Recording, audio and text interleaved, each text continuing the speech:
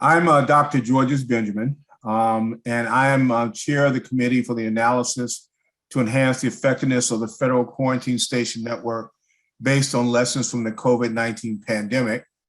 I absolutely want to welcome everyone to this open session of the committee's third meeting.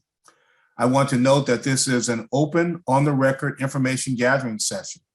That is, the committee is in the process of assembling materials that will examine and discuss in the course of making its findings, conclusions, and recommendations. Therefore, I ask everyone here today to be mindful of the fact that the committee has made no conclusions and that it would be a mistake for anyone to leave here today thinking otherwise. Comments made by individuals, including members of the committee, should not be interpreted as positions of the committee or of the academies. Now, this is the first session of the third meeting of approximately 5 planned full committee meetings. Now, some of these meetings may include public sessions where we have the opportunity to hear from experts in the field. The committee will deliberate thoroughly before writing its draft report.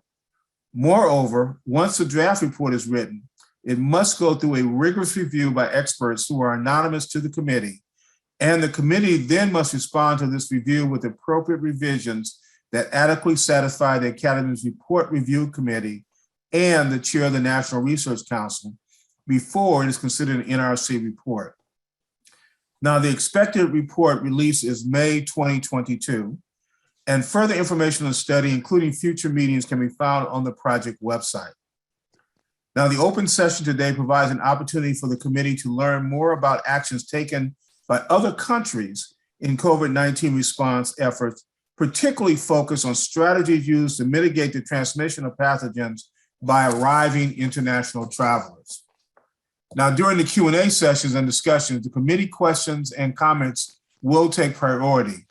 The public can submit comments to the study email address, which is listed on the project website, and remind us that this meeting is being recorded. It's now my pleasure to introduce Dr. Gabriel Leong from the University of Hong Kong, who will discuss their perspectives on COVID-19. Dr. Leong. Thank you very much indeed, Georges, and thank you for the invitation to give and share a few thoughts about border restrictions and particularly perspectives from Hong Kong, where I live and work, and more broadly, the rest of China and perhaps East Asia. So as most of you would know, the whole of China, including Hong Kong, and quite a bit of East Asia, and including, until very recently, Australasia, have been shooting for zero COVID or elimination mode, such that there had been very, very strict, obviously, internal public health and social measures imposed, but equally importantly, a very, very tight set of restrictions on border flows of people as well as goods. And as such, it has, of course, posed a lot of challenges in terms of the free flow of people, as well as serious supply chain disruptions of goods and indeed some services as well. So that's sort of the overarching policy objective towards which many of the national health authorities' strategies have been working under. Now, more specifically, for China and Hong Kong inclusive, we are still under that elimination policy guidance, where the official term is called dynamic zero COVID. That essentially means the goal is to have zero COVID, but that doesn't guarantee, especially in the face of the increased transmissibility of Omicron, that doesn't guarantee there are actually zero cases at any single point in time. What it does mean, however, is that there is a very, very sensitive surveillance system, whether that's in human cases or indeed through sewage surveillance and also environmental swabs of high-risk places, so that the earliest signals of positives are picked up as quickly as possible, and then very intensive track and trace, particularly in the case of mainland China, where they have two unique advantages as far as track and trace is concerned. So one is the ubiquity of social media-based tracking systems, such that contact tracing becomes quite automated and much more efficient and timely than otherwise. And then number two is the ability and the sort of swift execution of being able to lock down fairly precise neighborhoods such that mass testing could be carried out in very, very short periods of time. So literally covering over 1 million people within 24, 48 hours. And those are two unique advantages, which I think that very few places around the world, including Hong Kong, can match. And that is how mainland China has been able to keep case counts to a very, very low level. Although, as I speak, there are multiple clusters of Omicron as well as Delta outbreaks dotted around the country, usually in relatively larger cities, but they really sort of number in terms of total number of identified and reported cases, even under such sensitive surveillance, probably in the dozens, even in the bigger clusters per day. And this is, of course, against a background denominator population of 1.4 billion. Now, as far as border restrictions, whether it's mainland China or Hong Kong, there is, of course, entry quarantine of citizens or permanent residents, and essentially very difficult for non-permanent residents or non-residents to travel to these destinations. And even for returning travelers who are permanent residents, they are subject to, in the case of Hong Kong, mostly 21-day quarantine in a designated hotel. And so it does make travel very, very difficult, obviously. So probably I'll limit my comments to just this introduction, and then I'll be very happy to add and share more as other speakers take their chance, and also in response to perhaps questions from the committee. Over. So thank you. We will now hear from Dr. Jun-Koo Lee from the Seoul National University College of Medicine.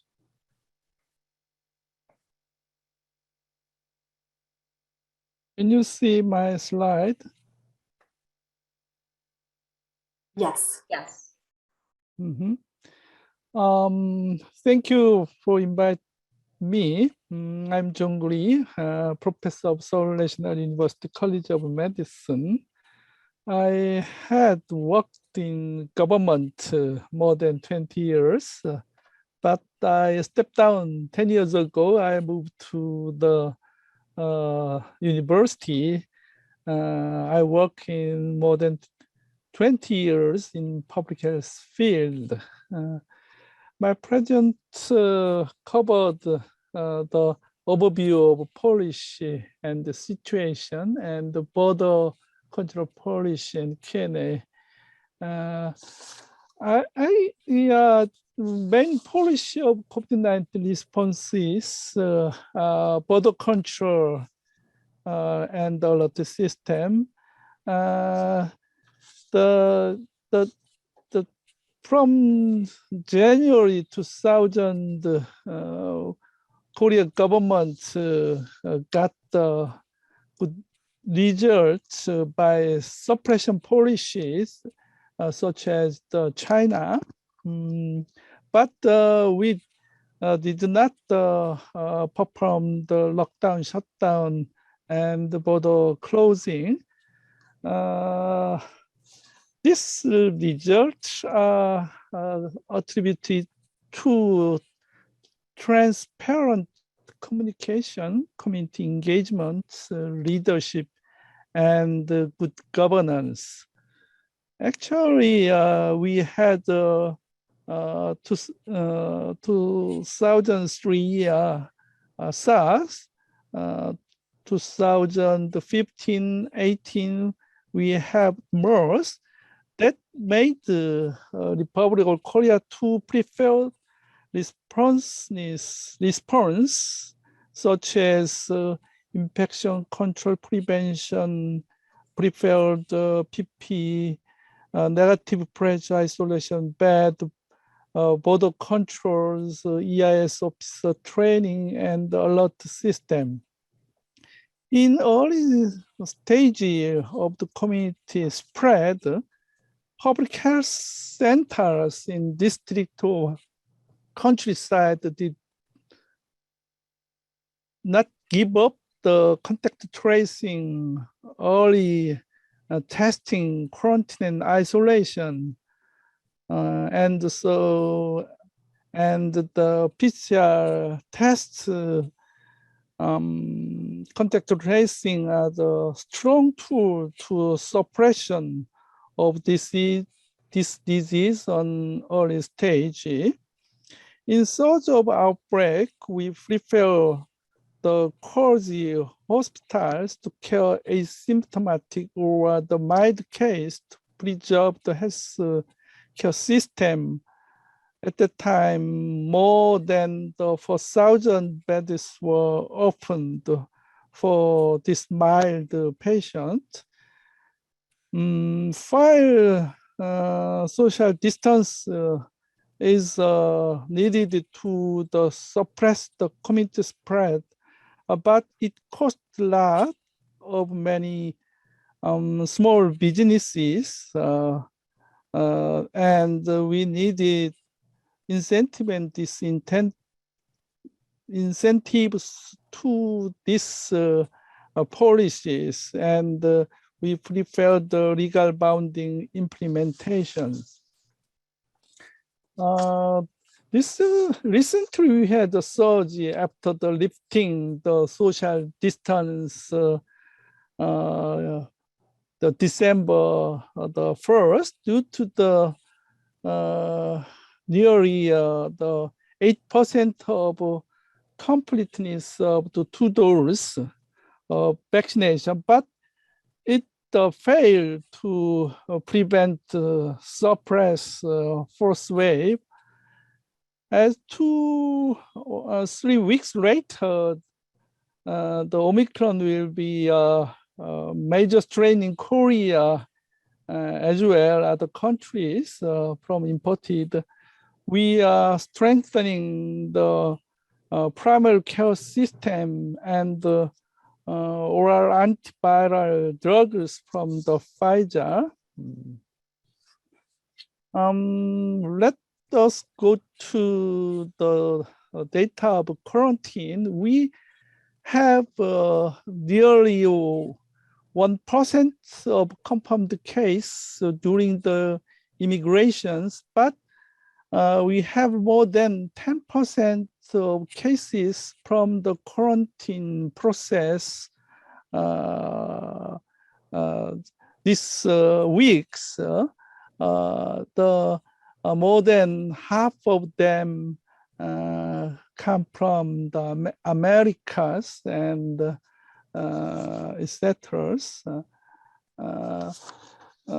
We can see a surge after lifting the social distance and reduce the confirmed cases after the enforced the social distance in 2 or 3 weeks later.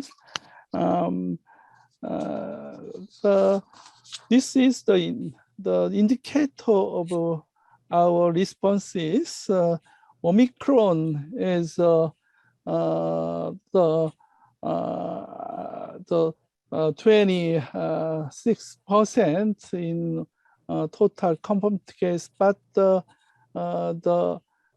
in the quarantine states, nearly 95% of cases are Omicron. This is the vaccination rate. We got more than 6-year-olds. So those coverage is 80%, more than 80%. By this result, we try to the lifting the social distance, but we failed. Now I going to the border control policy. Actually, the narrow meaning of the border controls is activity for preventing epidemic spread domestically or abroad. But we have two the kind of the law. One is quarantine law, the other is infectious control and prevention law. This in the case of the community spread, we the controls the imported disease by this infectious disease control prevention law, but the border, but in border we used this law.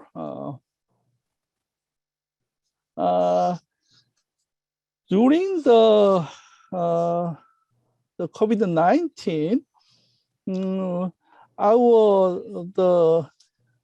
the immigration policy extended to the asymptomatic cases to detection of the COVID-19 cases. The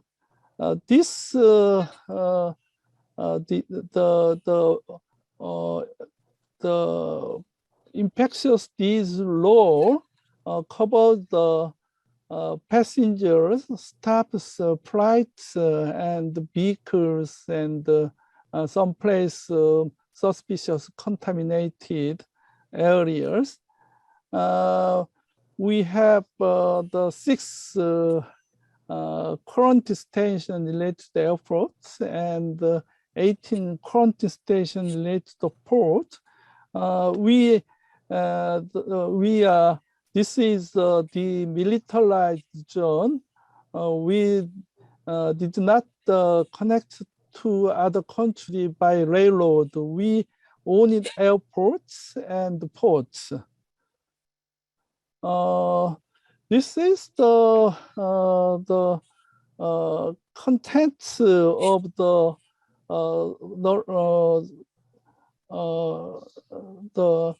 quarantine stations activities.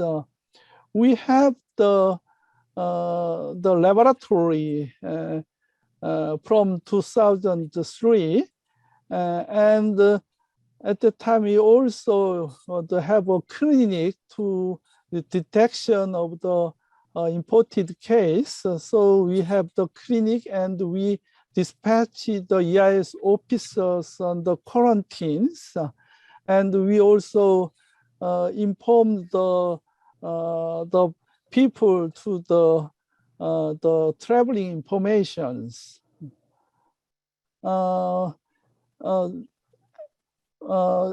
Before the COVID-19, we do not have the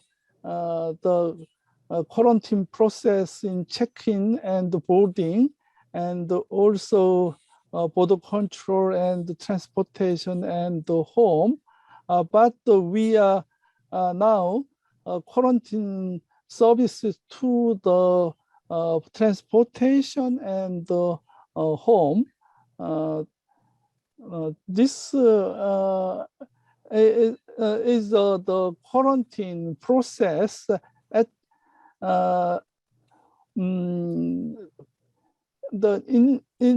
in quarantine process. So we check the symptomatic case, and we got the questionnaire, and sometimes he have symptoms. We sampled and take some measure to he moved to the medical facility to isolation and further treatment. In quarantine station, we have the clinic for the care of patient, primary care. This is the process of check-in. In the check-in, we check he have the certification of the COVID-19 negative. Nowadays, this certification issued within 48 hours from departure dates.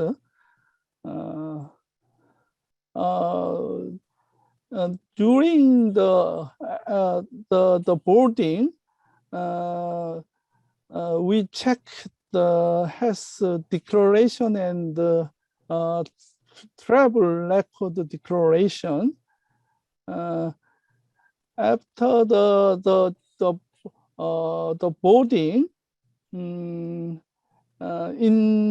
quarantine process, we checked temperature, and we exam documentation. We have the passenger submitted 5 category of documentation. As mentioned about the health questionnaire and the recorded traveling record declaration, and also the passenger submitted vaccine certification and the PCR negative certification, and sometimes the quarantine exam certification. In some special case, we examine the quarantine. At that time, we need some certification from the embassy, and then we check the case by category. If we are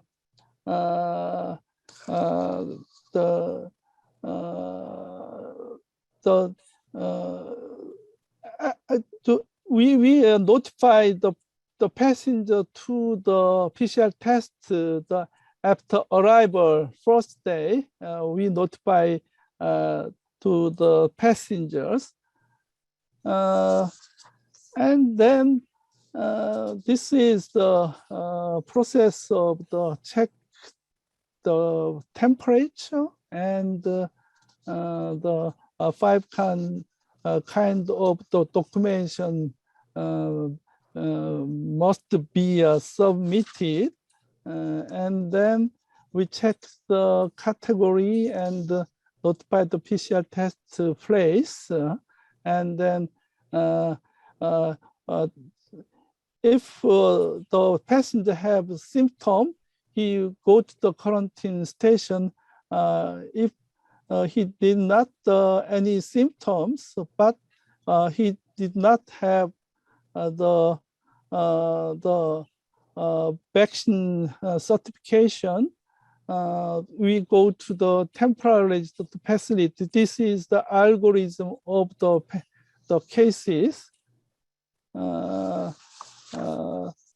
After the border controls, we inform the passenger to use their car to transportation. Sometimes we inform the public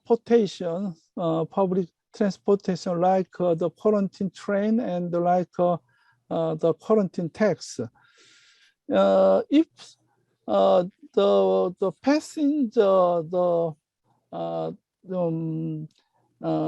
they must be self-quarantine in their home. He checked the first day PCR after the arrival, and 6 or 7 days after the arrival, the public health centers visited the home to get the PCR test. But passengers go to the facilities for the isolation. First day, passengers must get the test for the COVID-19, and before the release, one day he must second PCR test. Yes, that is the border control policy of the Korea. Thank you for attention. Thank you, Dr. Lee. We now want to hear from Dr. C.J. Chen from the Academia Sinica in Taiwan.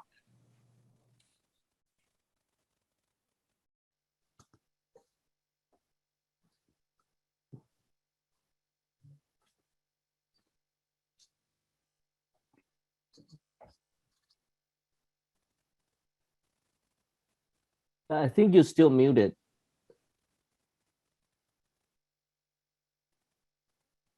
Yeah, Dr. Chen, you're muted. And yes, I'm going to share my slide with you. Thank you. Okay.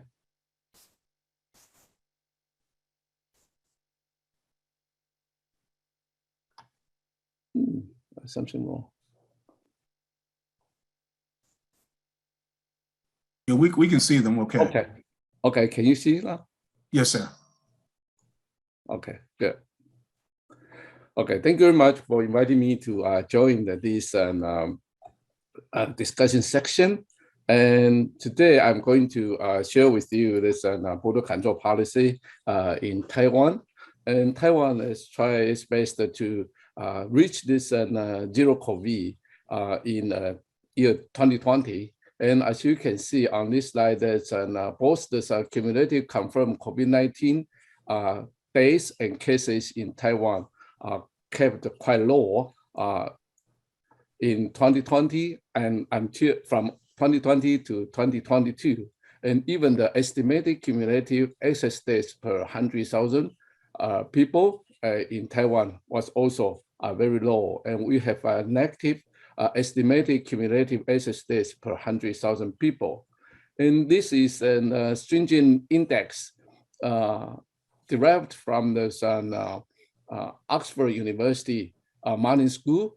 And you might already know that the stringent index is ranged from 0 to 100. And in Taiwan, as you can see on the red line, from the very beginning of 2020 until now, we try our best to keep a very low stringency index, and unless except for the period from the May to July in 2022, when we have the outbreak of the Alpha.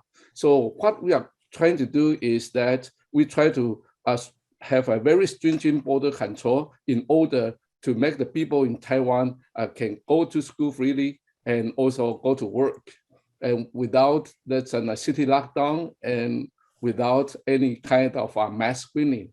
And in Taiwan, and in early January, we set up our Central Epidemic Command Center, and to do this interministerial coordination, all the cabinet members are involved in the Central Epidemic Command Center. And CECC also responsible for the central local government coherence and cooperation. And it also promotes public-private partnership. And so in Taiwan, we consider that transparency and accountability are very important, and also professionalism and political neutrality. And there are two phases of COVID-19 mitigation in Taiwan. The first one is the same as in this Hong Kong and in China. We try to aim at this zero COVID through the border control, mandatory reporting and testing of suspected cases, and hospital infection control, and also the home or hotel quarantine of inbound passengers from the epidemic area. And we do very comprehensive and intensive cross-contact tracing, testing, and isolation. And in the second phase of this COVID mitigation in Taiwan, that's starting last May, we try to promote that rapid increase of immunization coverage. And the aim is to live with COVID-19 when we reach a good coverage of the immunization. So I just mentioned that in Taiwan, at early stage, there's no city lockdown, no mass screening, but we use a lot of smart technology to help us to do this the surveillance and rapid announcement of the travel warning, stringent border control, intensive and comprehensive contact tracing and testing, mandatory home isolation and quarantine. And we did not do mass screening. We try our best to do the precision, so-called targeted testing. Mr. Chen, Yeah. your slides aren't advancing. Is it possible to, I don't know if, Okay. if you,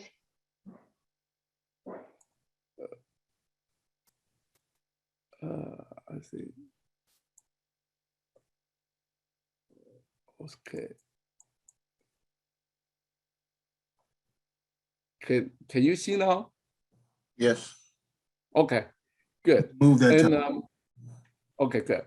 And for the stringent border quarantine, we ask all the passengers to have negative testing, and also have to be vaccinated before boarding. And then when they arrive at Taiwan, they have to do this testing and health checkup. And we delivered symptomatic test positive to the hospital and asymptomatic test positive to the quarantine hotel. And test negative has to be quarantined at home or hotel for 14 days. And they are discharged after the testing negative. And this slide shows that we use this e-quarantine. Any passengers get into Taiwan have to use QR code web form, and then have to declare their health status and travel history. And then they are subject to tracking system of disease control. And we set up a so-called e-fence system to monitor the quarantine people. And we also use LineBot to provide quarantine care. And this is the digital quarantine. And when we got this kind of information from the inbound passengers, all the information will link to the National Health Insurance MediCloud to assure that every health workers may have the access of their travel history, occupation history, contact history, as well as clustering history. And this TOCC reminder in National Health Insurance MediCloud was widely used by medical center, regional hospital, local hospital, and pharmacies, because we have a universal and national health insurance. So as you can see, from February to December of 2020, around 0.56 billion record search has been done. And we use this information, try our best to do the contact tracing, checking, and testing, and of this any confirmed cases. And we try to identify the infection source of the confirmed cases and potentially infected person. And we test all cross contact with potential infection. We delivered symptomatic test positive to hospital and test negative to quarantine hotel. And all close contact has to be isolated at home or hotel for 14 days until they were testing, after testing negative. And in Taiwan, we use this footprinting technology to help us to tracking and to identify the tracking of every confirmed cases, and then try to identify the hot zone through the footprinting investigation.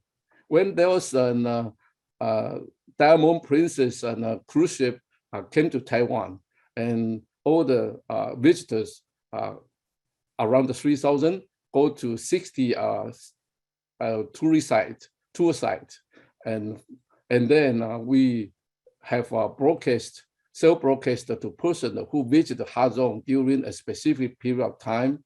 And at that time, we send out around 600,000 self-broadcast to persons who visited hot zone.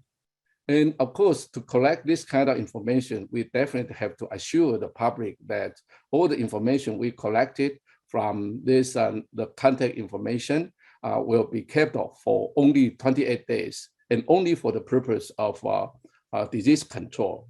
And of course, we assure that we will have a very good protection of their personal data, and cybersecurity is assured. And we set up an electronic fencing system for mandatory isolation and quarantine using this cell site. Everyone have a cell phone, and if the person left out of this fencing the cell site, then a short message will be sent to the local health authority, and officer will visit the site and then impose a fine if the person indeed left this digital fence. And we provide care and support services for isolated and quarantined person to assure they can stay in the quarantine place or home very safely, and also can stay there for 14 days. And we provide meal delivery, garbage collection, settlement arrangement. If they were sick, we send them to the healthcare institution. We also provide epidemic compensation around $40 per day to the quarantined or isolated people. And by September 30th, 2021, in total, we have home isolated around more than 88,000 people, and they were the close contact of the confirmed cases. And we quarantined more than 800,000 inbound passengers. And as you can see that among this home isolated people, we confirmed, we found they were infected by COVID-19 around 7,000 people, then 8%. But when we detect their positivity, they already been isolated at home or this quarantine place. And for the inbound passengers, we identified around 700 people when they were quarantined. And in total, among these 900,000 people, we have only 2,300 of them got a penalty. In other words, 99.7% of the quarantine or isolated people, they stay at home or the quarantine hotel for 14 days. And as you can see that by the October 2020, Taiwan have a very low COVID-19 days per million and have a very low GDP growth. Basically, in 2020, the GDP growth in Taiwan is 3.1, it's a positive one. And then we move to the second phase of this COVID-19 containment. We try to promote our vaccine coverage. By now, around 80% of the people in Taiwan, they receive this at least one dose. So through this way, we try to keep our economic growth going and also have a very good containment of the COVID-19. And I think that's I would like to give you a very short description as a conclusion. All inbound passengers are quarantined for 14 days, and TOCC history is uploaded to National Health Insurance Administrator's MediCloud. All suspected cases are mandatorily reported to CECC, and all confirmed cases have to report their close contact for tracing, testing, and isolation. And all close contacts are isolated for 14 days. And around 1 million people have been isolated and quarantined. I just mentioned that. I think that through this way, we try to have a very stringent border control to assure that we have less stringent domestic intervention to assure everyone can go to school and go to work quite normally. Thank you very much for your attention. Thank you very much, Dr. Chen. We will now hear from Dr. Cho Chan Tan from the Ministry of Health in Singapore. Good day, everyone. My name is Cho Chuan Tan. I'm the Chief Health Scientist in Singapore's Ministry of Health. Great pleasure and honor to be able to share some thoughts about what Singapore has been doing to mitigate COVID-19 transmission risks through international travel. So just a brief word about Singapore. It's a small island city-state, 5.5 million residents, but it's also a major global business and travel hub. So in 2019, for example, it had over 19 million visitors, and is also the world's busiest transshipment port. So international travel connectivity is really very critical for Singapore. The travel policy and strategies that Singapore adopted is part of a more comprehensive COVID management plan. And of course, what we did over the last nearly 2 years has changed quite a bit. But just for the purposes of this brief presentation, we can think in terms of 3 notional phases. So the first phase was from January 2020, when we had our first COVID patient, to the end of September 2021. So January 2020 to end September 2021. So this period, Singapore adopted a near zero COVID policy, as been described by Dr. Gabriel Leong. So what this means, of course, is active case finding and isolation, aggressive testing, contact tracing, quarantining. And in the process of during this period, we also started our vaccination campaign from end December 2020. And so by mid-September 2021, about 85% of the total population had 2 doses of RNA vaccines. So during this period, from January 2020 to end August 2021, in line with our near zero COVID strategy, our travel policy was aimed at minimizing the occurrence of large local outbreaks because of importation of cases. So we did this by modeling the number of imported cases who could potentially enter the community and create secondary transmission, despite the imposition of on-arrival PCR testing and quarantining. And what we tried to make sure was to adjust the travel volume so that the anticipated leakage of potential cases into the community was within the capacity of our public health containment measures to detect and to ring fence, so as to avoid the occurrence of significant community transmission. So my colleagues have published 2 papers on the modeling approaches, which I will be happy to share with the committee separately. So if you look at this travel policy together with the rest of our containment measures, during this whole period from January 2020 to end August 2021, Singapore had a total of 67,000 COVID infections and 55 deaths. So the second notional phase was from September 2021 to November 2021, when Singapore decided to pivot to a living with COVID strategy. We decided to do so because by September, more than 90% of eligible adult had already received 2 doses of RNA vaccines. We had started third dose boosting for more older individuals, and we had also maintained some social distancing measures, but otherwise had a general stepping down of contact tracing, quarantining, and also we allowed a gradual reopening of travel. So during this phase, September to November 2021, the main change to travel policy was the establishment of mutual vaccination travel lanes with several countries, including the US. So under this vaccination travel lanes, fully vaccinated individuals, travelers can have quarantine-free entry between these VTL countries and Singapore.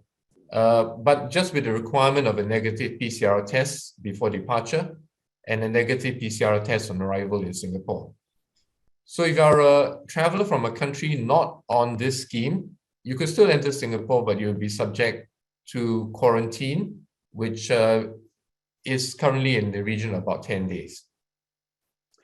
So the introduction of the vaccinated travel lanes during this phase was based on 3 considerations. The first was Singapore's high vaccine coverage, which markedly reduced the likelihood that COVID infections will lead to severe disease or overburden our healthcare system. Second, there was growing data, as we all know, on reduced COVID transmission by vaccinated individuals. And thirdly, with this living a COVID strategy, in fact, we had sustained community transmission. So there were less concerns about introductions of new cases on community transmission. So if you look at the whole period from 1st September 2021 to end November 2021, the total number of COVID cases actually rose quite sharply to 197,000. But hospital and ICU capacity remained very adequate. The deaths from COVID infections also rose to 663, but on a per million population basis, this was still significantly lower than the global experience. So that was the second phase when we started pivoting to living with COVID and opening up travel through vaccination travel lanes. Then the third notional phase started in December to the present time, and it reflects our response to the emergence of the Omicron variant. So like many countries overseas, worldwide, Singapore initially banned air travel from 10 African countries for about a month, from November to December. We continued our vaccination travel lanes, but we froze the number of additional slots, the additional number of tickets that could be sold. And we did this because we wanted to buy more time. So what do we use this time to do? We use this time to do 3 main things. The first, of course, was, like everyone else, to understand more about the nature of infection with Omicron. The second was to advance our vaccination campaign. So we've done this. So as of mid-January 2022, 88% of our total population has completed the primary vaccination regime, and 51% of the total population has received a third dose of RNA vaccine. In addition, we started vaccination of children aged 5 to 11 at the end of December 2021. So we took the opportunity to advance our vaccination campaign while reducing the likelihood of inflow of patients to Omicron. And then the third was, as we understood that Omicron appears to be milder, creates much larger and faster, sharper peaks of infection, we took the time to make adjustments to our medical protocols, essentially to account for a much higher number of cases, but with milder infection, mainly requiring out-of-hospital management. We did, of course, also increase our hospital capacity, in particular to prepare for a situation where there's a high absenteeism rate because of medical staff, medical personnel with Omicron infection. or needing isolation because of exposure.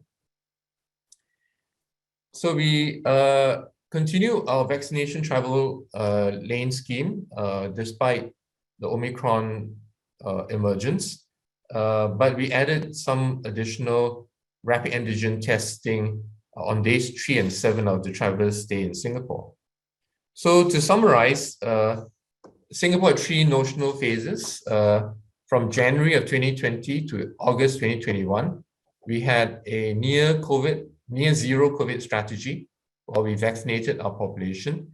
And during this phase, travel policy was geared to minimize the likelihood of imported cases seeding significant local transmission in the community. Then in the second phase, from September to December of 2021, with high population vaccination coverage, we started quite a number of vaccination travel lanes to reopen travel while keeping the public health impact relatively low. And then since December of 2021, we have paused the further reopening of travel while understanding Omicron better and making further preparations for it. So thanks again for this opportunity to just share briefly about how we have been approaching this in Singapore, and I look forward to the discussion to follow. Thank you. Dr. Tim, thank you very, very much. We now hear from Dr. Alan Bichard from the Public Health Agency in Canada. Alan. Good morning, good afternoon, or good night to everybody, depending on where you are. So today I'm gonna talk to you about the Canadian border measures.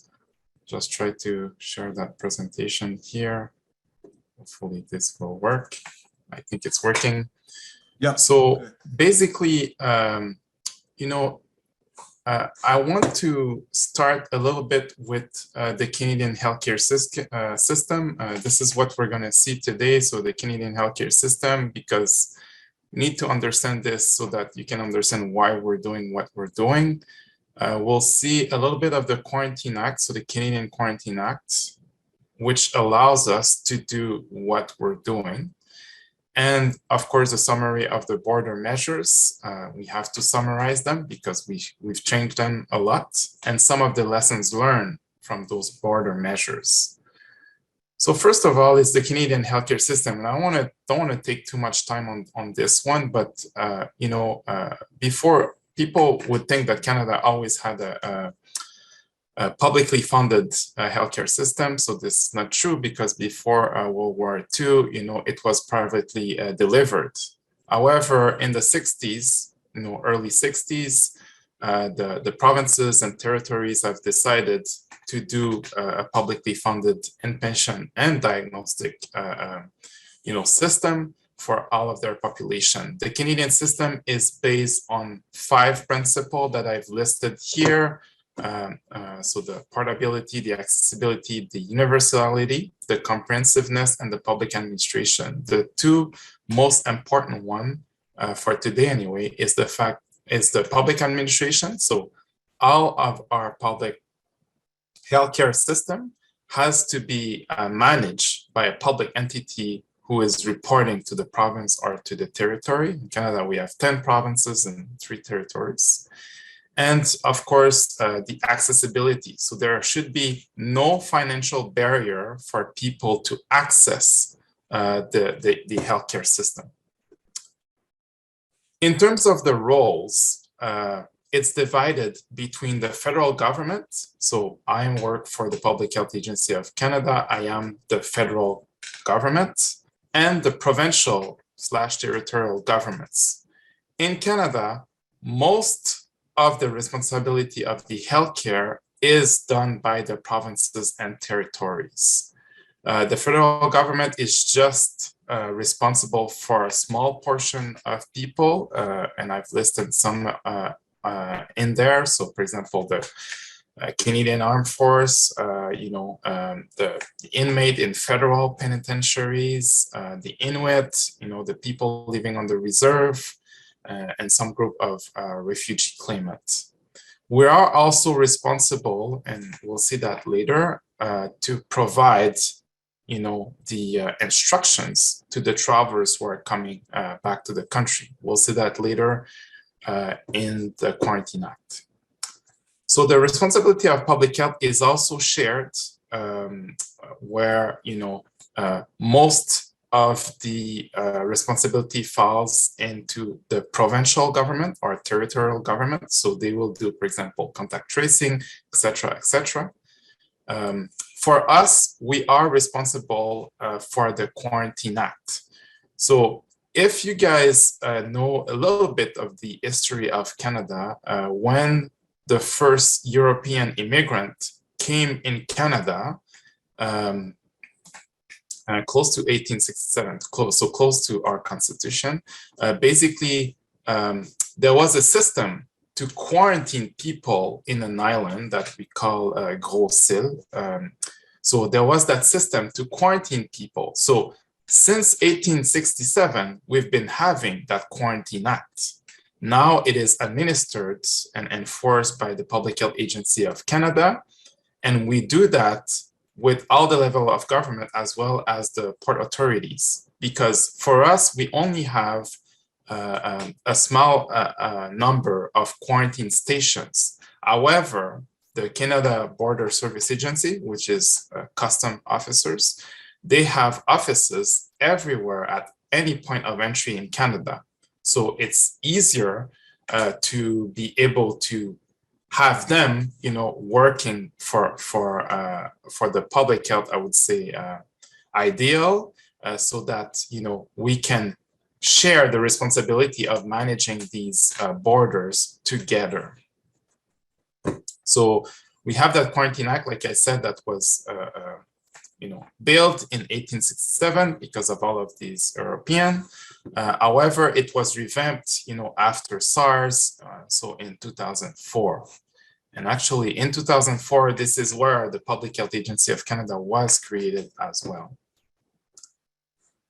So the Quarantine Act, and I don't want to, because it's a very long act, the purpose is, of course, to, prevent infectious disease to come into Canada.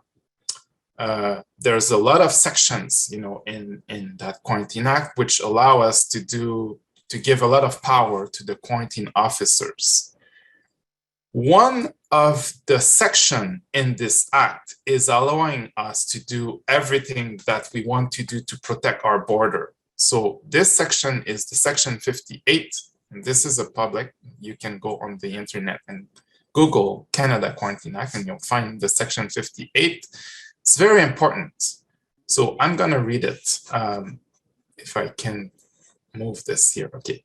So the governor and councils, that's the government may take an order prohibiting or subjecting to any condition the entry into Canada of any class of person who have been in a foreign country or a specified part of a foreign country if the governor and council is of the opinion that there is an outbreak of a communicable disease in a foreign country, or there is the introduction or spread of the disease would pose an imminent and severe risk to public health in Canada, or the entry of member of that class of person into Canada may introduce or contribute to the spread of the communicable disease in Canada, and no reasonable alternative to prevent the introduction or spread of the disease are available.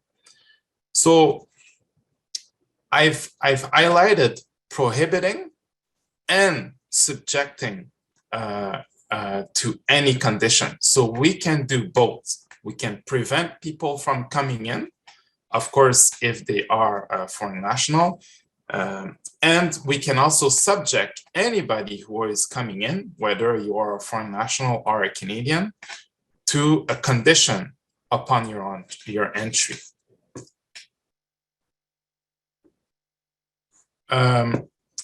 So I have separated, our border measures in two. So the first phase is really the border measures that we had pre-COVID vaccination. So in Canada, we started to vaccinate people in December 2020. And I think we were close to 80% this summer. So June, July, 2021. So we had different border measures before the vaccination than we had after the vaccination. A little bit just like my colleague from Singapore was saying before me. So basically, before the vaccination, and we started our measures on March 2020. So before vaccination would cover from March 2020 all the way to this summer, or a little bit before February 2021.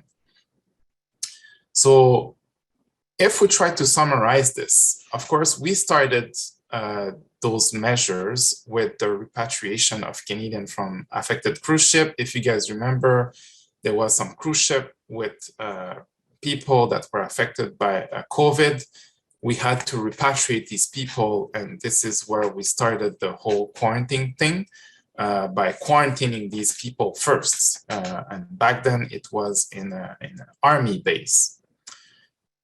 But after that, there was more cases in Canada. So of course, we had to come up with something to protect our borders. The first one was the prohibition of entry for foreign national unless exempt.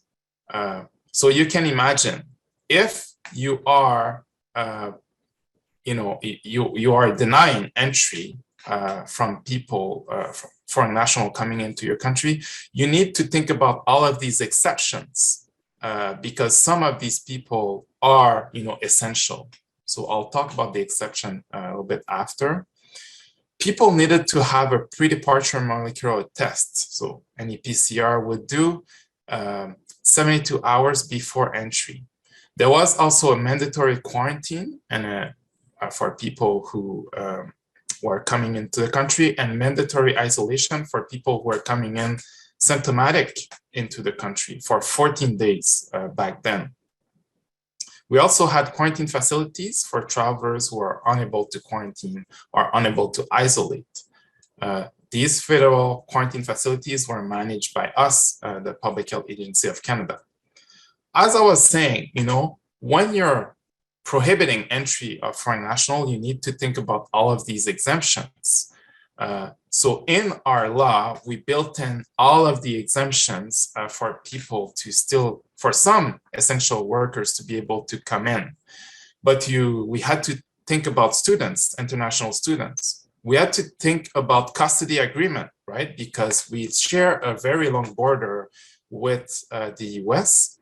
So if the mother wants to bring the kids to the father who lives in Canada, then we have to think about that.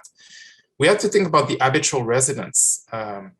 We have some population in Canada, in the US, that needs to access Canada for their groceries because there are remote communities. Their only grocery is on the Canadian side. So we needed to be able to give them access to their groceries. You can think of exemption also for government officials, diplomats. We also had some exemptions for compassionate reasons. For example, someone, a Canadian citizen is, in palliative care or is dying, in Canada, then we allow a foreign national to come into Canada to come take care of that Canadian. So we needed to let them come in as well, and same for the athletes.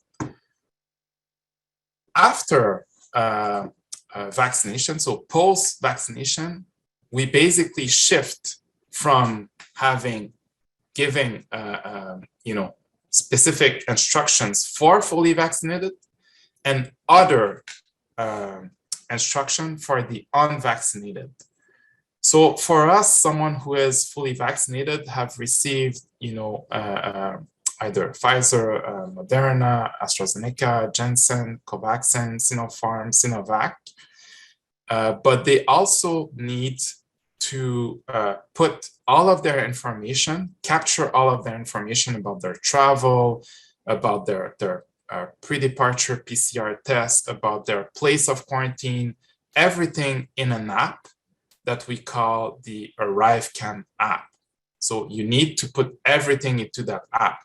However, with that app, we don't trace anybody. So there is no tracking system.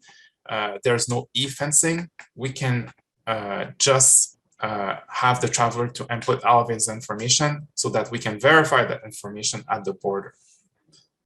So if you're fully vaccinated, then you are allowed entry right now, even if it's for tourism or whatever reason, so you can enter Canada. If you're unvaccinated, you cannot enter Canada unless you fall into this exemption that I just mentioned before. You need to have a pre-entry molecular test 72 hours before arrival. So it's required if you're fully vaccinated. It's also required if you're unvaccinated. Now for the arrival and post-arrival testing. If you are vaccinated, so right now, if you are vaccinated and you're coming from the US, you are subject to what we call mandatory random testing. So if you are chosen, you're coming from the US, you've only been to the US in the past 14 days. And if you're chosen for that random test, you will have to quarantine while waiting for your results. If you're coming from anywhere except the US, it's mandatory testing. So you will have to test and then quarantine for a day or two while you're waiting for those results. If you're unvaccinated, you are subject to day 1 testing and day 8 testing. So you need to go quarantine and do your day 1 and day 8 test. When you arrive at the border, if it's at the airport, we have facilities there to test people on site. If it's at the land border crossing, we will give you test kits. So basically you can test yourself at home. It's still a molecular test where people will have to send these tests to the lab. The quarantine now, the 14 days is only for the unvaccinated. Like I said, the fully vaccinated, they're only subject to quarantine while they're waiting for their day 1 test results. Now let's see some data regarding basically people that were tested, from these arrival testing. So don't forget that this is data for the travelers that we've tested on day 1 when they arrive in Canada. So arrival testing. So let's start with the partially vaccinated or unvaccinated. So if you only receive 1 dose, for example, Pfizer, you would be considered partially vaccinated. And if you didn't get anything, then you're unvaccinated. Or if you got a vaccine that is not approved here in Canada, so for example, if you got Sputnik, you're considered as unvaccinated. So before Omicron, so before December here, our rates, positivity rates for the unvaccinated were still, fairly low, considering, because don't forget that if you ask people to provide a pre-arrival PCR test, and this test needs to be negative before you come in, there's less chance for these people to test positive at their day 1 test when they arrive in Canada. So this is how we were managing, the positivity rate. So by allowing people to come in, but they still need to do that test when they're unvaccinated or partially vaccinated. If you look at August or September, the rates are still fairly low, the positivity rates. And then when Omicron hit, you can see that, the data and the rate are a little bit higher. Now let's look at the vaccinated people. Vaccinated people, if you remember, the unvaccinated was about 1%.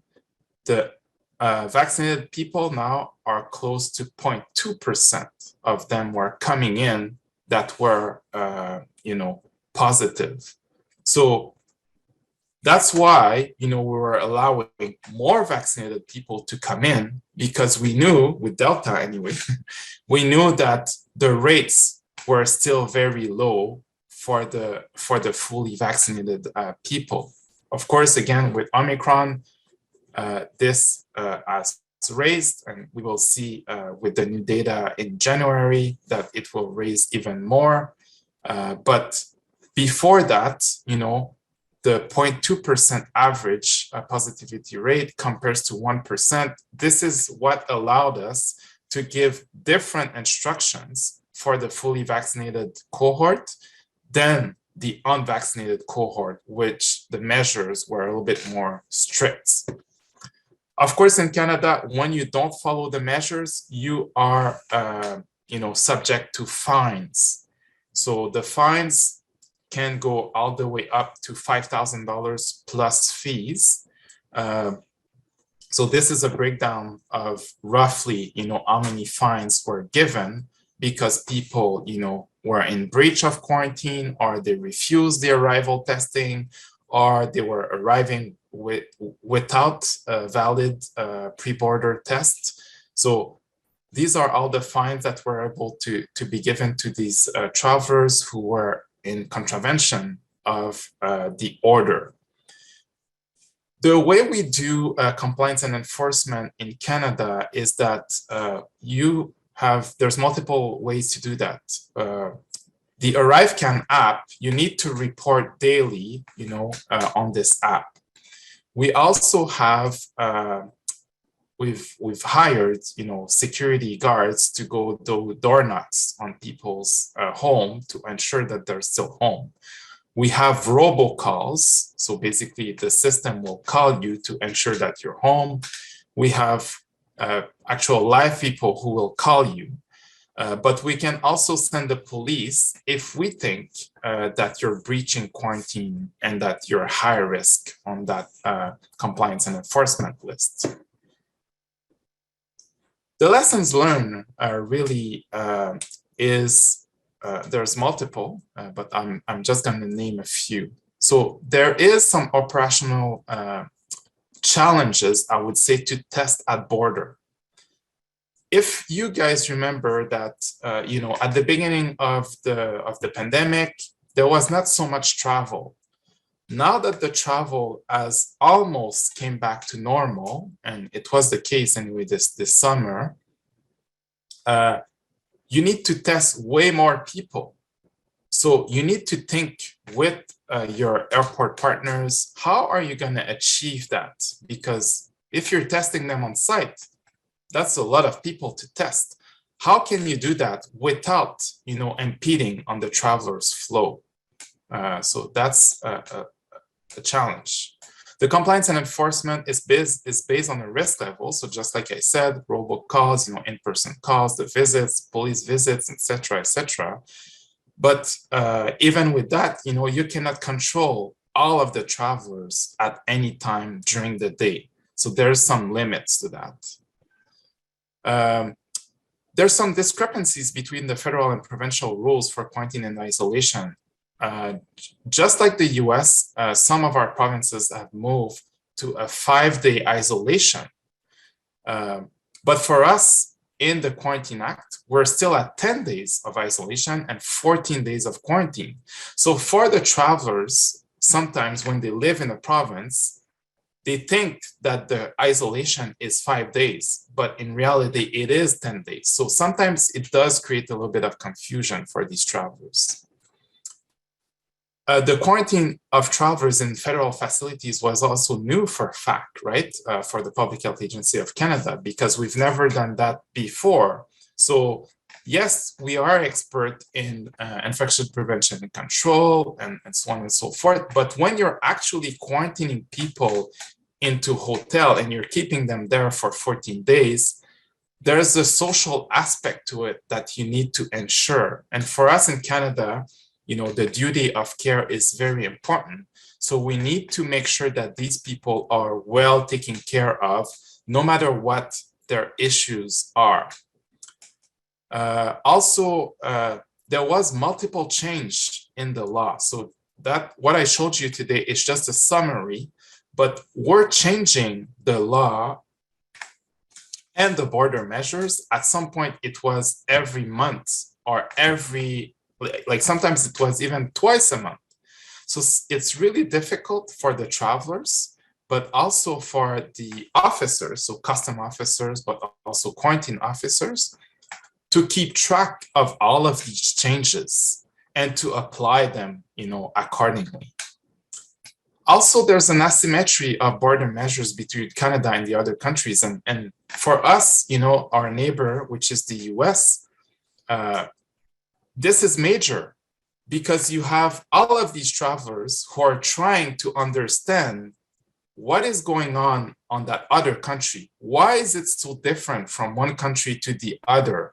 Why do I need a PCR test for Canada, but I just need an antigen test for the US?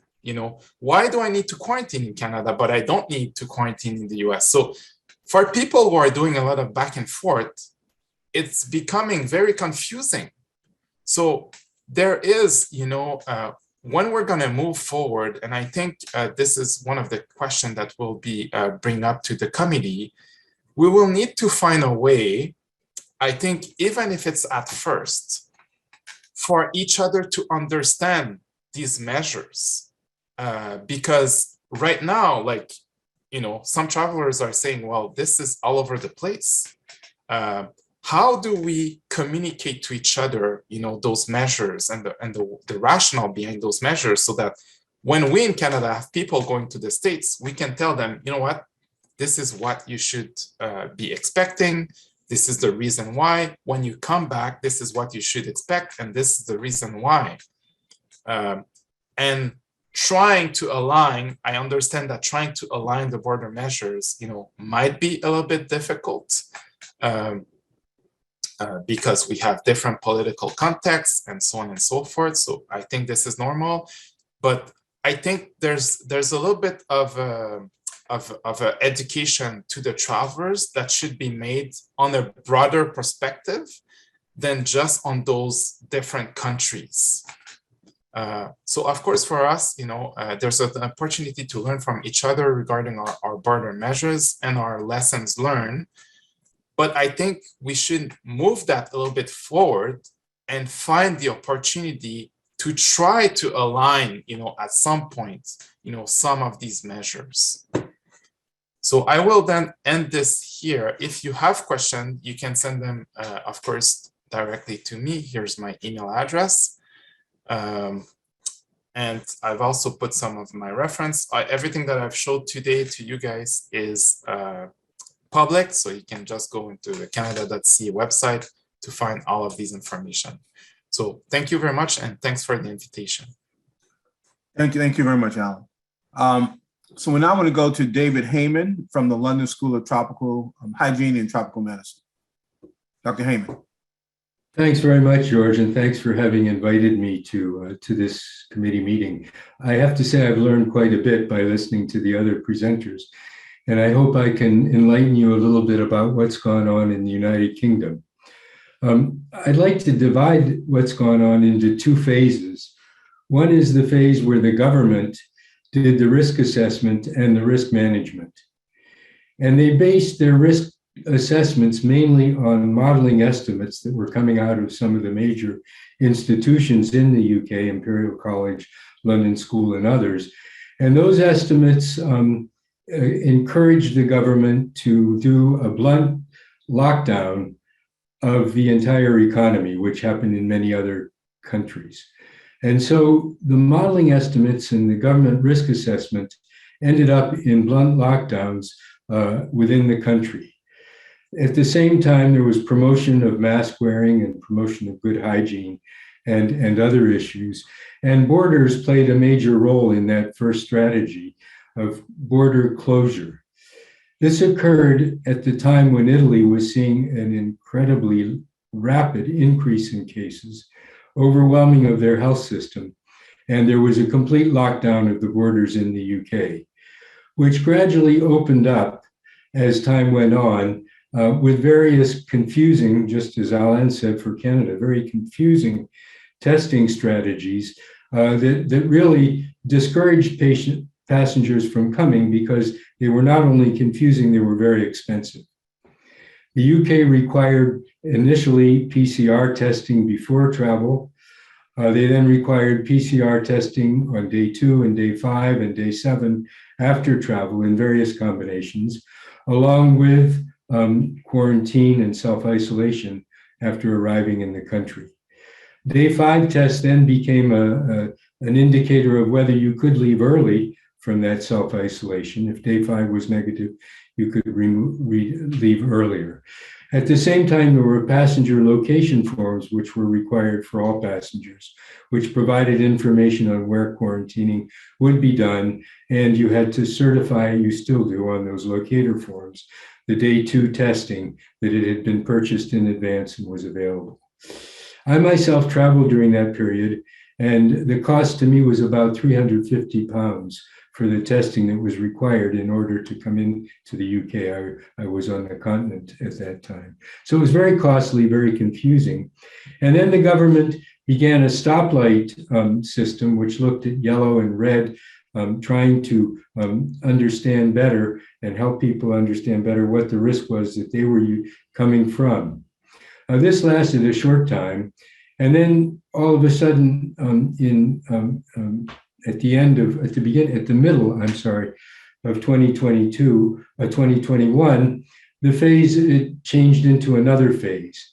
And that phase was a phase where the government transferred risk assessment and risk management to the population, to individuals. They provided, and still do, an incredible number of free lateral flow tests to individuals. I actually have a kit of 7 on my desk here where I'm speaking from, because we use those tests to look and see what the risk we might be carrying to others as we go to school or as we go to visit people in their homes. But that second phase of transferring of risk assessment to the population has also shown a de-emphasis on modeling and on listening to what the modelers are saying, and more on looking at what's happening in hospitals as far as hospital admissions, hospital deaths, and ICU admissions. In addition, then, there's also been some work on understanding the level of antibody within the populations. And currently now, through random testing and random sampling of people throughout the United Kingdom, it's estimated that there's between 95 and 97% of the population that has antibody, either from vaccination or from natural infection. So the country continues. In fact, this week there will likely be more announcements, but continues to liberalize what's going on in the country, depending on self-risk assessment and self-risk management. At the same time, they've increased the booster offers to all population, and borders have had very significant changes recently, and they've been very fluid and also up and down, if you would. Right now, the border requirement is vaccination before travel, 2 doses to be shown, and if that's the case, then there's no testing pre-travel, but there's day 2 testing on arrival. For those who don't have vaccination, there's a different regime. And there was a period of time of about 3 weeks when there was a lockdown in the red countries in Southern Africa, but that was shown to be very non-effective very early on. And so there's been a de-emphasis now on looking at what's going on in countries outside the UK, understanding that what's reported as cases is a mixed bag of school testing, of testing in hospitals, of a whole series of things. And rather, they're beginning to understand that they must live with this in the long term. And they're beginning to develop a long-term strategy of dealing with endemic COVID. And so this will be dealt with as an endemic disease moving forward. Vaccinations playing a very important role. Self-risk assessment and risk management also playing a role. And in addition, there's a strengthening now of test and trace and of outbreak investigation, so that if the government does decide, based on its surveillance of looking at hospital admissions and ICU admissions, that there is a need for lockdown, it will be precision lockdowns hopefully where transmission is occurring. Much has been done, as has been done in much of Asia. So that's a brief summary. Just to let you know, last week, a group of us from the London School of Hygiene and Tropical Medicine submitted an article to Lancet, which I'll be happy to share with you if it would be useful, on testing strategies that have been wrong and testing strategies that might have been right for international travel moving forward. Been a lot of modeling done, as there has been in Singapore. George Juan told us about a lot of the modeling there. And there have been many lessons from that. But I think the lessons that are really important is that early in a pandemic such as this one, complete lockdown gave some countries time to prepare, but lockdowns after that have really been non-productive in many ways, preventing a few cases from coming into countries and thinking that borders can prevent that, whereas borders cannot prevent the entry of infection into countries. So if that article will be useful to you, I'll be happy to send it to the committee, understanding that it's for your eyes only because it has not yet been reviewed at Lancet. So thank you very much again, George, and others for having invited me to participate in this session. David, thank you very, very much. Yes, we would love you to send that along to us, and we'll keep that confidential. Just so that folks know that we do have a public audience. We got about 30 people that are watching us remotely. We are now taking questions from the committee. Please identify the person you'd like to respond to that.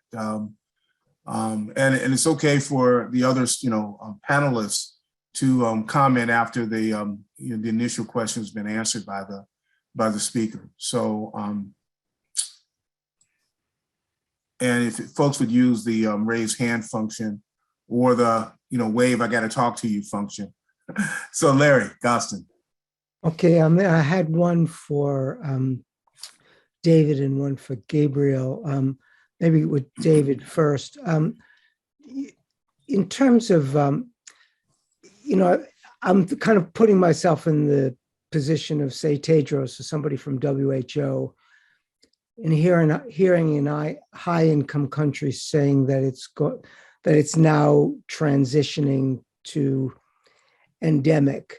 How confident can we be, given the various variants, and exactly how would we, when would that transition begin? And then for Gabriel, I was just going to ask a very simple question. Over the long term, given the Omicron's highly contagious character, is a zero COVID strategy sustainable? So those are my two questions. Shall I start, George? Yes, please do. Go ahead. Okay. Thanks, Larry. So first of all, I think that there's no way that the WHO can announce the end of a pandemic until every country has dealt with its vaccinations and its population immunity as it would. I think in many countries, there is a very high level of population immunity, unfortunately, from natural infection rather than vaccination. And that certainly will determine what happens in the long term, because if that can keep the virus from causing severe illness and death in people who are either infected after vaccination or reinfected during a period of high transmission, then the disease will be controllable. And we don't know what will happen with future variants, as you said, Larry. Future variants may be entirely different. But we do have 4 endemic human coronaviruses. Those human coronaviruses have come from the animal kingdom. And there is an interesting hypothesis that one of them, at least OC43, from some molecular clock analysis, appeared to enter very violently, possibly between 1850 and 1890, in a pandemic that then led to endemicity. This is a hypothesis only, but it's a good framing to put this in. So what will Tedros say if some countries become endemic and others don't? I'm sure he will say continue vaccination, which is very important.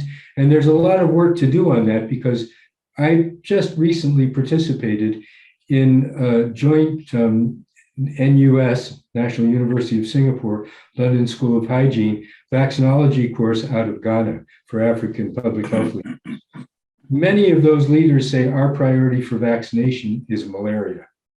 And so I think there's a lot of work, especially if we do get a vaccine that prevents infection. There's a lot of work to do to get countries to understand the priority of this within their other priorities, and also developing systems to get adult vaccines out, which is very foreign in many lower and middle income countries because they don't administer adult vaccines such as influenza. So that's a partial answer, Larry. But I don't think that Tedros will ever be able to announce before every country is endemic that the pandemic has ended. But it may end in many countries in different ways and become endemic at different times. The other question. Who was the other question to Larry? Let me just try and answer Larry's question by showing you this. Can you see my screen? Yes. Right. So Larry, I think that for Hong Kong, this is where the issue is. The short answer to your question, of course, is no. It's not sustainable. You can't do it forever. But this is our conundrum at the moment. This is first dose coverage, and essentially what we are now facing is our most vulnerable. Unlike most other places in the world, which have got fairly good access to vaccines, is not really protected, and this is first dose only, as you can see. Particularly, actually, those people who live in residential care homes. So our nursing home population is not at all well covered, and with essentially a seroprevalence of natural infection and recovery at just over 1%, i.e. 99% have not had COVID in Hong Kong. That's really the reason why we're still at zero COVID. And the other reason, of course, is because of the mainland policy, and it's not really politics as much as economics. More than half of our GDP relies, and 95% of our food supply relies on connectivity with the mainland. And in order to have that border reopened to us without quarantine, we have to essentially follow the border restriction policies of the mainland. So those are the two reasons, and it's really a matter of time for us, number one, to make sure that our most vulnerable population is protected, particularly in the light of the immune naivete of the population. And then two, is also dependent on when the mainland itself may change, especially in the light of Omicron. Over. Thank you. Michelle, Stephen, and then Moon. Good morning. This is a question to Alain, Dr. Boucard, but probably to all of our participants. You know, our charge is really to give recommendations to the U.S. Division of Quarantine and Border Control. And so I'd like to know how much communication, particularly around the Canada-U.S. border and other countries, did you have with our CDC Quarantine Division, and what would be optimal for you? Or what were the strengths and weaknesses? I think we have a very good relationship with the US CDC. So at the higher level, we were able to share that information. And as you know, some of our border measures, are kind of linked together because of that border that we shared. However, I don't think it did trickle down, to the traveler. One thing, that we understand is that for us, on the public health point of view, we're coming with our measures, into those point of entries, right? And trying to impose those measures. But we need to understand that, an airport is a micro society, there is a culture, there is, different partners, etc., etc. We need to be able to use them in our favor, because at the end of the day, they are the one who will be seeing, those travelers the most. So maybe there's a way to inform, the airport community or the port community a little bit more on the measures. But I also think that we may want to have a working level, committee, or I don't know if it's not even a committee, but maybe a regular kind of meeting, so that we can explain to each other what these measures are. I think it's just a starting point. At the end of the day, what's our goal is for all of the travelers to be able to understand the measures and to follow them. If we are trying to align as much as possible the measures, there's a higher probability for these travelers to follow the measures. So I think that's the ultimate goal. But in order to get there, we need to be able to talk to each other a little bit more at the working level. Thank you. Thank you. Did anyone else want to comment on that? Any of the other panelists? Could I follow up with that question to Alain, to that? Please do so. Oh, yeah, it strikes me that in Canada, it's very similar to the US in terms of geographic dispersion of the population, and also, but it obviously has a lot more social solidarity in healthcare with the National Health Insurance program there. But in the US, if you were to tell travelers that you're going to visit them or robocall them or maybe visit by police, a lot of people will be very averse to that. And what was the communication strategy from the Canadian government to the travelers, and what were the responses and from the travelers, and how will you suggest that in the US what we should do in terms of returning citizens if we want to track them or visit them in any capacity, and not to mention the gun control issues in the US. There's more guns probably, and so that's been the difficulty.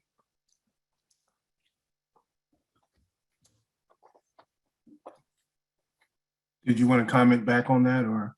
Sorry, I was on mute. So for us, all of the travelers who are coming back receive a handout. In the handout, it's basically education on how to quarantine, but also telling you what you could expose yourself if you don't follow the actual measures. Now, of course, this is a threshold. The first thing that we do is not to send the police to your door. It's those calls, and then we do multiple calls, and then we do some visit with our guards. But really, if we see people that are higher on that priority list, and trust me, you need to do a lot to have a door knock by the police, then this is where, the police will come to see you. So these people who are being seen by the police, they were advised multiple times that they were infringing, the law, and, that would be the consequences. Our goal is not to send the police to everybody. I just want to come back to what I just said. If we have measures that are, aligned, I know this is our ideal goal, you will see more people, following these instructions, and you won't need to send the police. This is really your last resort. You should be able to have people to follow as much as possible these instructions. So I think this is the message here that I want to convey. Thanks. Thank you. Stephen. Yes, let me just start by thanking all of the presenters. It's really very helpful to hear about the way different locations have addressed the pandemic as far as the border health and border security, and it's really quite remarkable to hear about the difference in approaches. I have one question specifically for representative from Canada in terms of how these responsibilities were divided between the federal level and the provincial level, especially in terms of what information was shared with the provinces about people coming into Canada and who was responsible for the follow-up activities. And then the second question is a little bit more general, and that has to do with policies regarding cruise ships, since that is part of the committee's charge. And I do know, for instance, that in Canada, I think Canada had a ban on cruise ships until I think next month, I think is when it gets lifted. And how are you going to handle that circumstance? And if I remember correctly, in Singapore for quite a while, there had been cruises leaving and coming back to Singapore, but with only individuals from Singapore on board.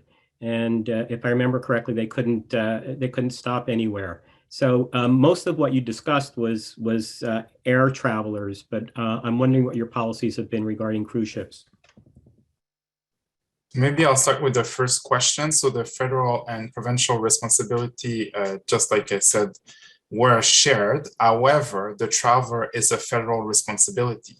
So we are the one responsible to ensure that the travelers are following the instruction that were provided to them at the border, which involves what I just talked about, the compliance and enforcement measures that needed to take place, the fines, the police visits, the guards visit, the robocalls, etc., etc.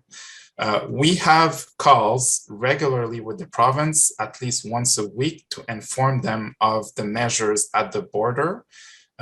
We are also taking into consideration, all of their concerns, sometimes with some of these measures.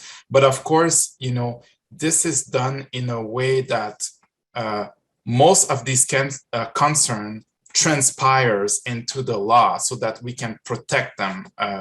Not all of the provinces, are equipped the same way, have the same population, have the same risk factor. So we need to take into account that some of our communities are a little bit more vulnerable, and we need to protect everybody the same way. Now for the Marine, what I will say is that you are correct. There's supposed to be a lift of that ban in March 2022.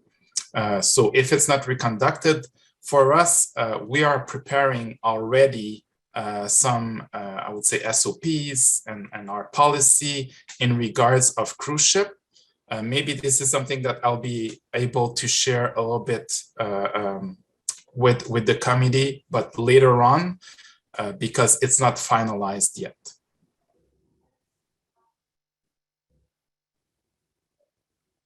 Thank you. Can I ask you just one quick follow-up question, because it is also pertinent in the US setting? You mentioned that the number of quarantine stations in Canada is actually quite small, and that you partnered quite heavily with the Canadian Border Services Agency for those settings in which you didn't have your own quarantine stations. How did you work with them, and what sorts of things did you anticipate that they would be doing for you? Yeah, so basically in the Quarantine Act, the border officers, we call them border screening officers, they're identified as screening officers in the law. So there are certain things that they can do. So basically they can verify if you have a valid pre-arrival test. They can verify if you are fully vaccinated. I was talking about the ArriveCan app. The ArriveCan app does most of that work for them, but they can still do it themselves. They can verify if you have a suitable place of quarantine. So there's a lot of things that they can verify instead of referring all of these cases to the quarantine officers. So we rely a lot of them. I would say that we're just like brothers right now, because all of the guidance that we give to our officers, we give the same to their officers. And also at the point of entry, our officers are also meeting with their officers. We also have a virtual system of quarantine that we call the central notification system. So virtually, we have quarantine officer who can answer questions or referral that are done by our custom officer, the CBSA, the Canadian Border Service Agency. So this is how we keep them, in the loop of what needs to be done. Don't forget, at the end of the day, it's the same federal government, it's the same law that needs to be applied. And in our law, the CBSA, our custom officers, have a lot to do to apply the law. So I'll stop there because I see there's a lot of hands. Yeah, Dr. Tan had his hand raised earlier. I didn't see it. So Dr. Tan, did you have a comment you wanted to make? Yes, please. I just want to make two comments about one about the cruises to nowhere. So unlike the US, Singapore is a tiny place. So people take these cruises, they just go around and they come back, don't land anywhere. So we found that it's actually fully vaccinated cruises, except for the children, together with very proactive measures by the cruise operators, you can actually do these quite smoothly, without much interruption, with relatively little transmission. And so this has been going on now, for quite a number of months. But I wanted to add a point about seaports, because Singapore gets a lot of its fish, majority of its fish from Indonesia, coming in through two major seaports. And we had a couple of large delta clusters that were phylogenetically linked to transmission from the seaports. So essentially what happens is unvaccinated and infected fishermen coming in from Indonesia, they deliver the fish, they come into contact with the local people, and then the fish are brought to a lot of markets, and a lot of elderly people go to these markets, and then seeded quite a number of community transmissions amongst elderly people at a time when vaccines were not available yet. So what we learned from those episodes was we really had to pay very careful attention to how the processes in seaports occurred, how we tested fishermen who were delivering, the sort of use of protective gear, zoning and separation. Because from the seaport, actually, you can get quite substantial transmission into the heart of your communities. Thank you. Thank you. Moon, and then Alex. Yes, thanks to all the speakers for sharing such valuable info. And this would be for all the speakers. Could you comment on the staffing structure at some of the quarantine stations and the airport, and what it took to increase operations or decrease based on the resources you had, and also the influx of travelers based on the policies that were more relaxed for vaccinated individuals coming in, and also how you scaled up testing also for travelers, given the resources that you had. And anyone that could comment would be helpful. Thank you.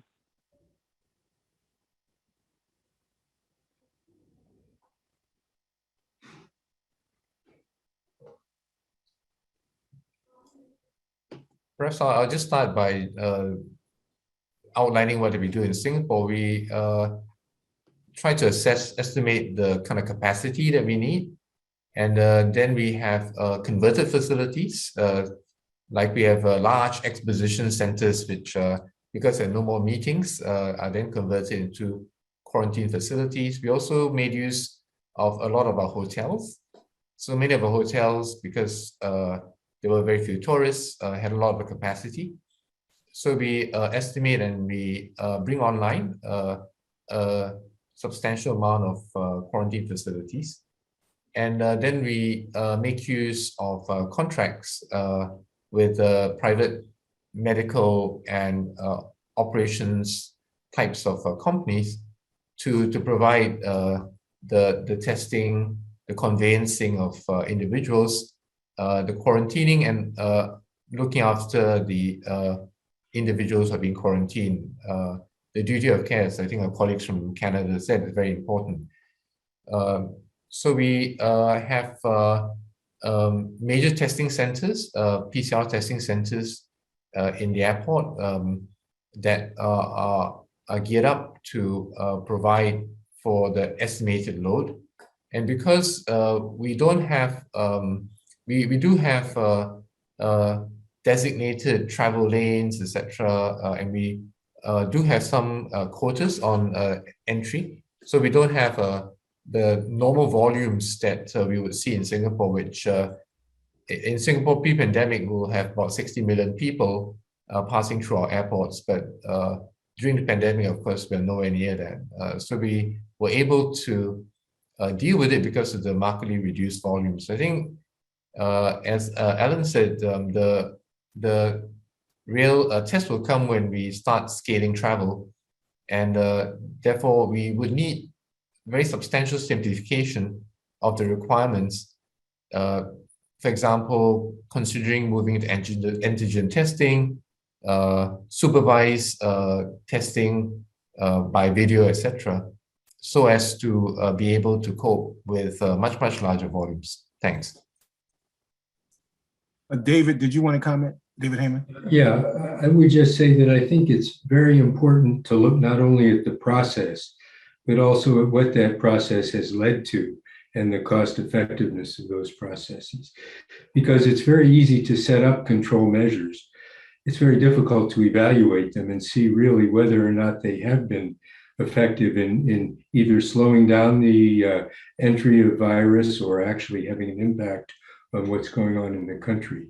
So I think that it's not only the process which the committee might be wanting to look at, it's also the results that are coming in now from some of the assessments and modeling estimates that have been done for these procedures, because many of them have been extremely costly, inconvenient, and probably not worth the effort and the cost for the benefit that they've provided.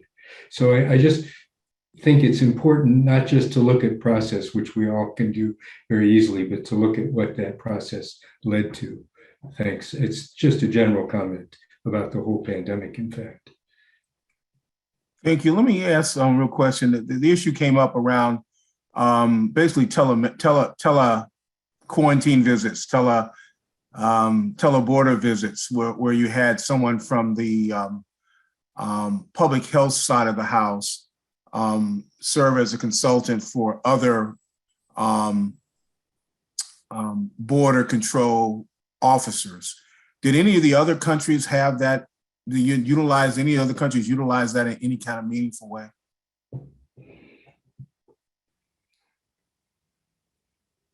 Yes, we do it in Singapore too. You did, okay.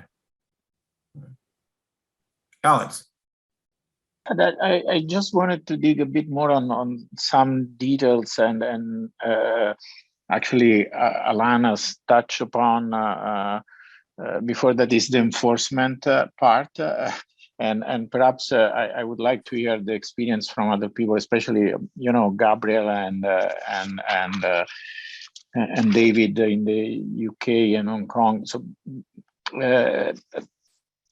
most of you have mentioned house quarantine or house isolation, and for instance in Taiwan, we have seen that there was the electronic system, the e-fence, and so there were visits of the police as well, I imagine, but there was also an electronic system set up. And what was the system set up in other countries? So it's to have a little bit more of details. Did you use IT technologies in support of this house home quarantine, or it was just enforced through the visit of health officials or other authorities? And the other problem, the other question is, if you have in any of your countries, you have some measurement of the rate of compliance to those recommendations beyond just, how to say, anecdotal experiences. Thank you.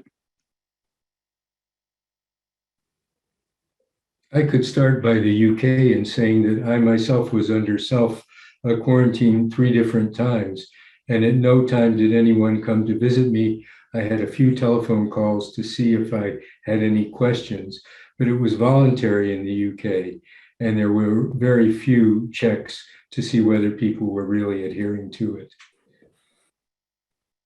Well, let me share the other extreme in Hong Kong.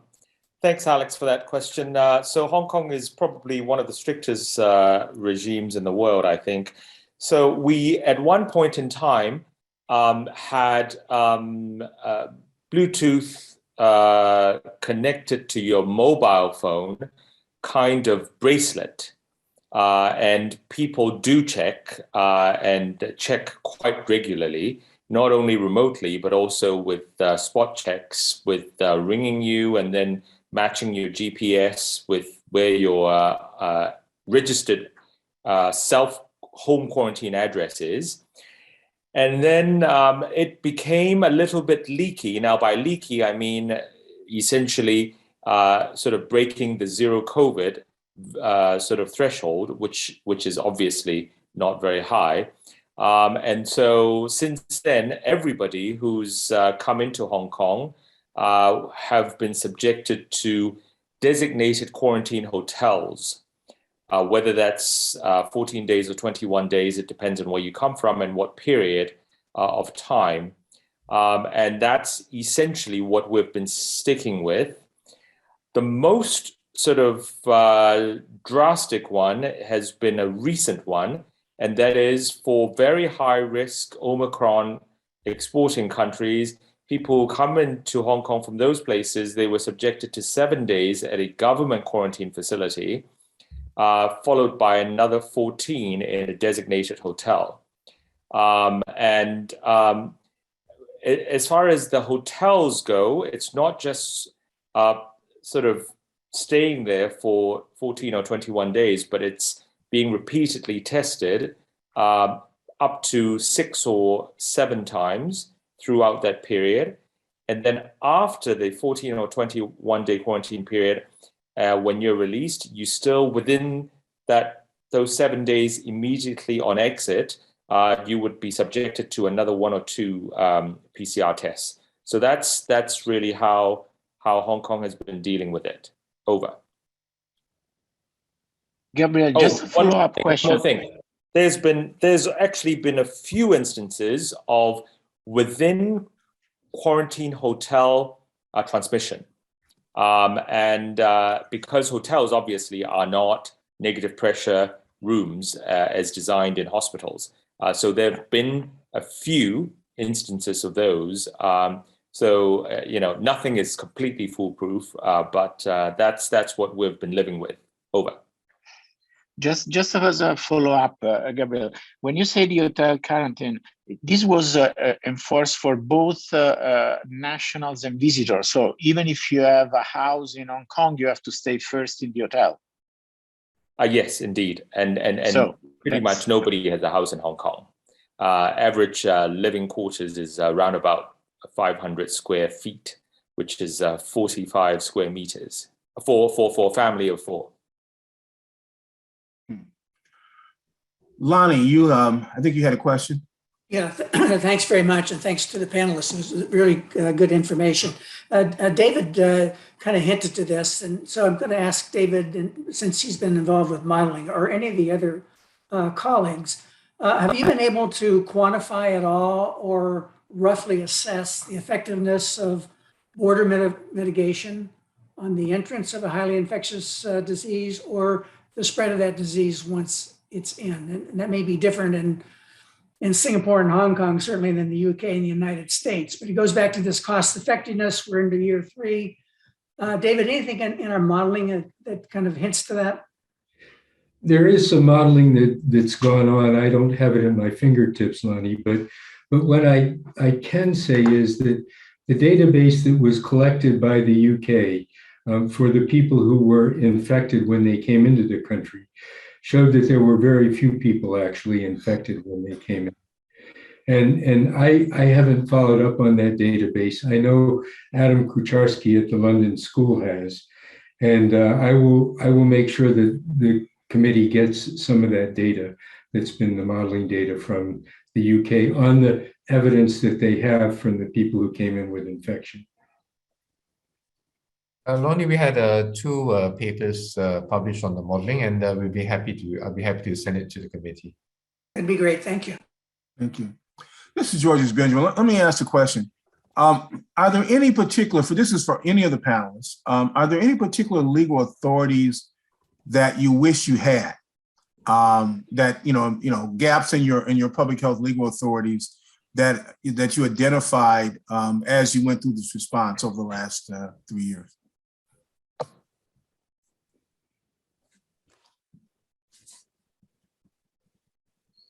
Maybe I'll start. So as I mentioned, the Quarantine Act is allowing us to do a lot of things for these kind of events. So we did that for COVID. We did that also during the Ebola. However, the Quarantine Act only covers people entering Canada. So if there are people that are going from one province to the other, then it's the provincial law that applies. So maybe looking forward, at some point, it would be interesting to be able to apply the Quarantine Act for interprovincial travel as well.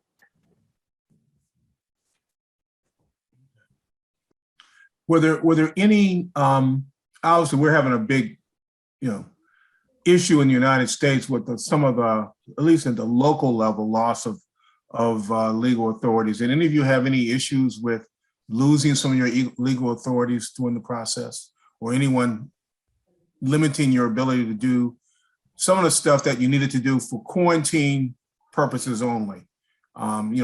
People coming into the country, that kind of thing.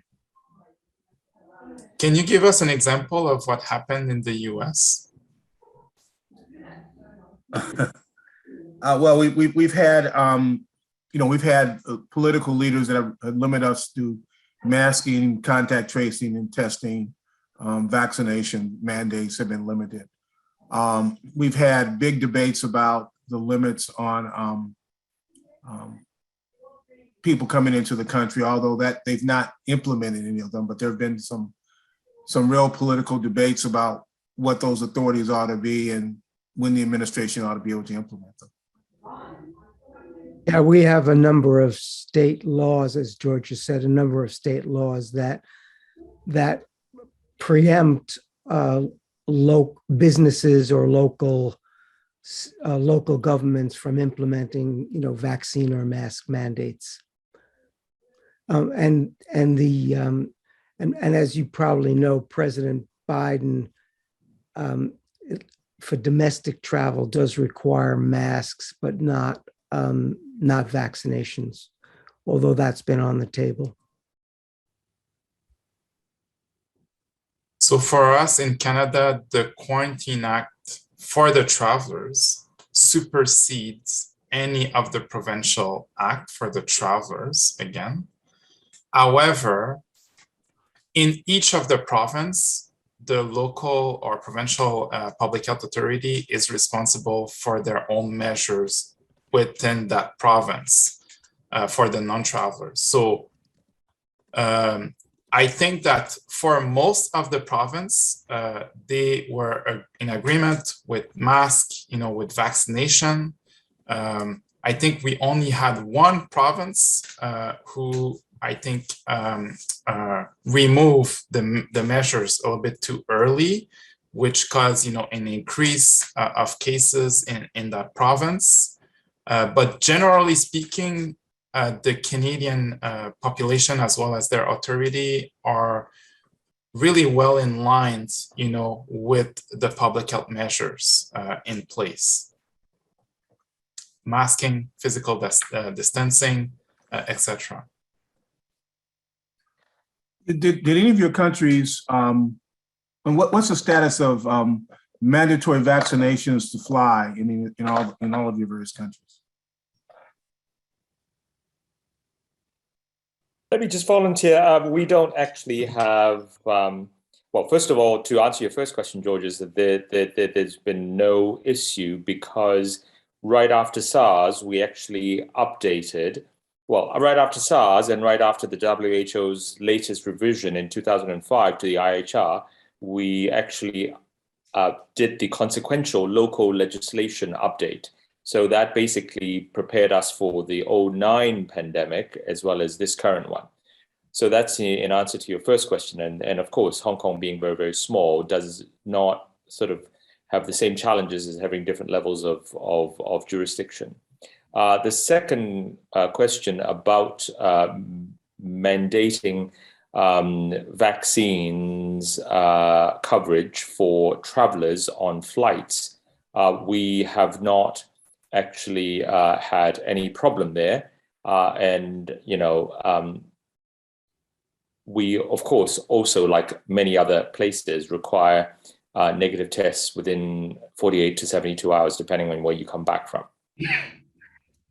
I could speak briefly about Singapore. We have vaccine travel lanes. It's not a mandate, but if you are fully vaccinated coming from country with a mutual agreement, then you have quarantine-free entry. If you are not from those jurisdictions, then you end up in quarantine. But if you're with quarantine, then you have a shorter quarantine period. So that's how we've been managing this.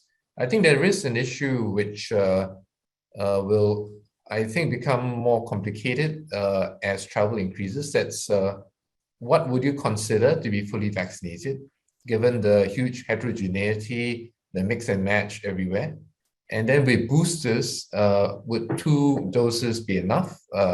So I think there are these things that are coming around the corner, which all of us will have to grapple with quite soon. Thanks.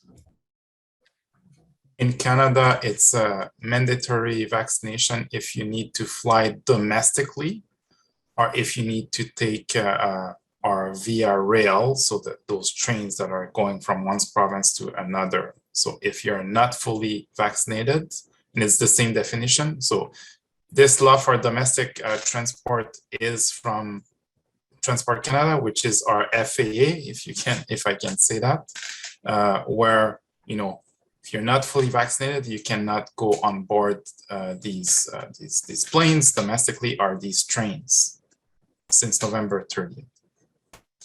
Excellent.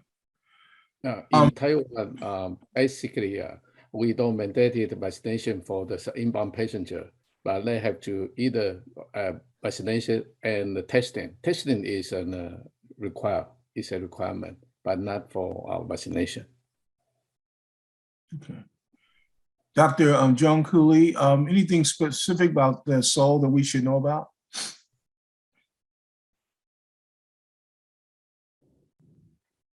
You're muted. Sorry.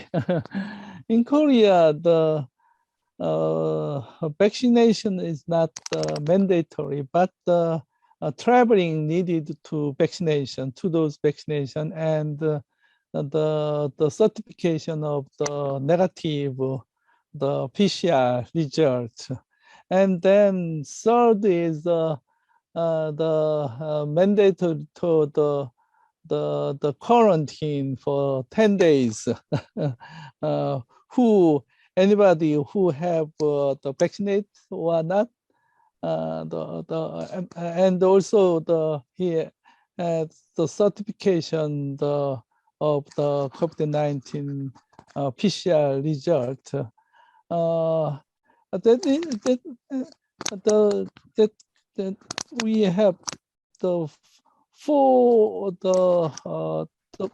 kind of the method to check up the imported or the exported the COVID-19, but we do not have the compulsory vaccination for the COVID-19. So more than 30% of the outbreak come from the young peoples nowadays. So that is a very difficult situation to the control of the COVID-19. Thank you very much, sir. I don't see any other hands raised. Are there any other final questions for our panel before we end our session?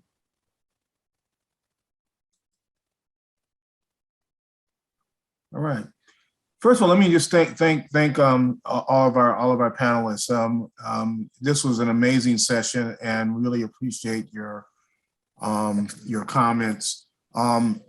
With that, we're going to end our closed session right now, and take about a 10-minute break, and then asking our colleagues to be back in about 10 minutes when we'll go into a closed session. Thank you. Bye. Thank you. Thanks very much. Bye. Bye. Bye. Bye. Thank You you. can end the live stream now. Yep, live stream is ended. Thanks, everyone. Back in 10. And Elaine Boucard, I just wanted to request that you send your slides to us. Not sure if you're still on. Yeah, I'm still on.